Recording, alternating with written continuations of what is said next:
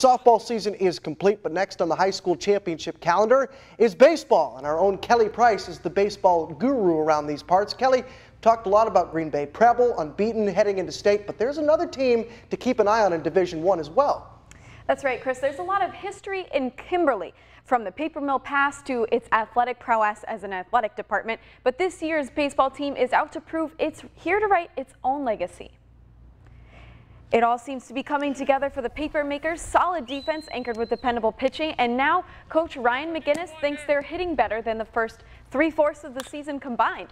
Despite the loss of Danny Vandenboom, he's out with a fracture in his foot. You can see that here. There's plenty of power to step up for the Papermakers, but key is remembering where they come from. A reminder they wear literally on their sleeves. You know, Kimberly was a blue-collar community back when the paper mills were in full force. And you know, we respect that work ethic, that mentality, and so this shirt we wear a couple times a week to remind us that you need to bring your lunch pail to work every day and respect the work ethic, you know. So guys just continued, you know, the blue collar shirt, they just continued to grind and work. For teams in the past, you want to get there because you feel like you almost owe it to them, you know, to keep on their legacy as well as you want to make your own.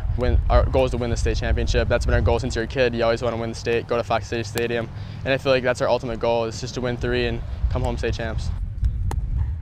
A lot of baseball action at Fox City Stadium beginning on Tuesday, kicking off the Division I action. 29-0, Preble taking on Eau Claire North to stay unbeaten. And then after that game, Kimberly has to go through Wanaki in another D1 quarterfinal game. The winners of those 2 games will face off later Tuesday night for a spot in the D1 championship on Thursday. And I'll be camping out all week at Fox City Stadium, covering all the bases for you guys, so be sure to join us for the state baseball coverage next week. Awesome, good stuff, Kelly. I love those shirts. Those guys are great. Hopefully they fare better than the Brewers did today. They got rocked 11-1, giving up 4 homers, including a grand slam to the Diamondbacks. Tough day for the crew. Absolutely. Even though Chase Anderson was on the mound, not something you want to see and not how you're going to win baseball games. Not a good day, but those Papermakers, that's a different story.